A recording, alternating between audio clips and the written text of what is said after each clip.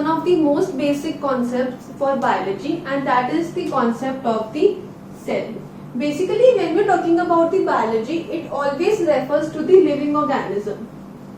Now, when we are considering the living organisms, the smallest unit of which all the organisms are made is known as the cell. Now, from this definition, we have certain characteristics of the cell. The first characteristic is that it is the most basic functional unit of life. That means all the functions are performed by the cell. Second characteristic is that it is the most basic structural unit of life. Now, when we are talking about the functional, that means all the functions. For example, I am talking about the digestion, or for example reproduction, or for example excretion. So all these activities are performed by all living organisms, and these activities are basically performed by the cell. So we can say that the cell is the most basic functional unit of all living organisms. Now, when I am talking about the structure, in the structure, basically it refers to that all the organisms start from a single cell. So basically there is only one cell. From then it multiplies, it reproduces, and then it forms millions and billions of cells. For example, if I have amoeba contains only one cell. That means it is a single cell organisms. Whereas if we talk about the humans or the human beings, we are made up of billions of cells. That means we always start from a single cell. Sometimes we multiply to form multi-organisms or multicellular organisms. Sometimes we don't multiply to form the examples of amoeba. So basically we can say that from the definition point of view, the cell is the most functional, most basic functional and the basic structural of all living organisms. Now, when it is the functional and the structural, you can also say that these are known as the building blocks of life. From this stage, the various life form starts. It starts to multiply and then it starts to make the human beings or any type of organisms. Now, when we are talking about the cell, you must know certain terms also regarding to the cell. Now, cell is the basic structural unit of life. From this the life starts. Now, when there are group of cells, so they always form a tissue. That means when there are two or more different types of cells or same types of cells, it forms a tissue. So tissue is basically a collection of or a group of cells. Now there are various types of tissues also. Group of tissues forms the organ. Group of tissues forms the organ. Group of cells forms the tissue. Group of tissues forms the organ. And various types of organs together forms the organ system.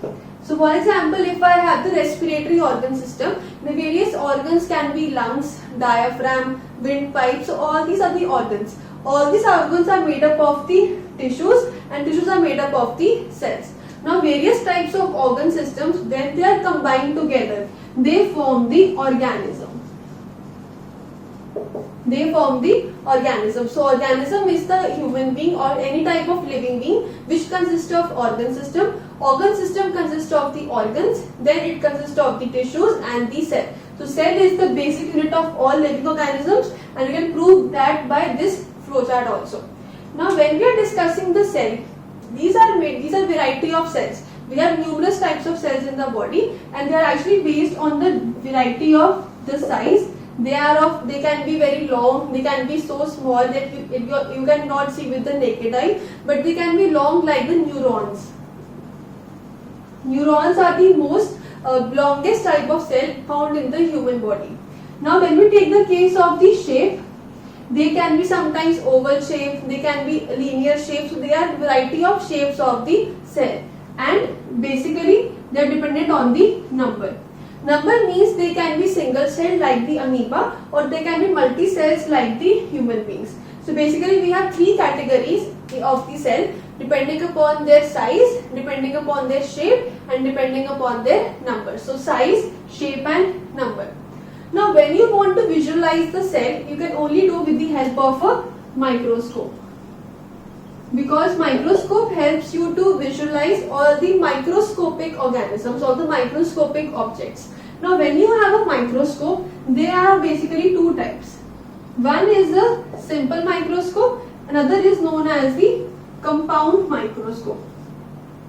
The simple microscope is used to see the tiny objects or the smaller objects. But to see the cell, you need to have a compound microscope because that is used to see the microscopic objects whose size is less than 1 micrometers, which is the size of the cell.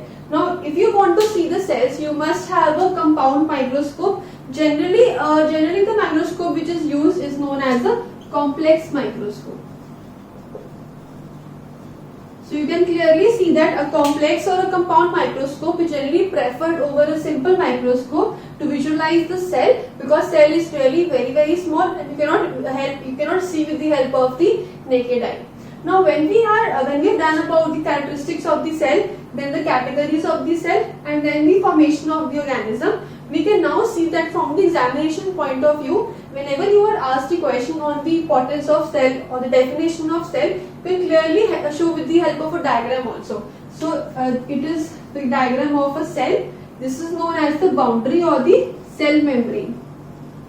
Now in the center you have a nucleus. Actually, nucleus is not always the center, it can be anywhere in the cell, but actually nucleus is known as the brain of the cell. All the activities, all the functions that we have discussed here are controlled by the nucleus. So when you are combining the nucleus and the cell membrane, you have cytoplasm here, the fluid in the cell. So basically nucleus and the cytoplasm together is known as the protoplasm. Sometimes you can also write the definition of cell is that all the boundary within which we have the protoplasm, the boundary is a cell membrane that categorizes the cell. Basically the liquid protoplasm sometimes referred to as the cell. So there are numerous definitions, but the most important one is that it is the basic functional, structural and the building block of life, from where the life actually starts. This was the concept of the cell, the basics of the biology.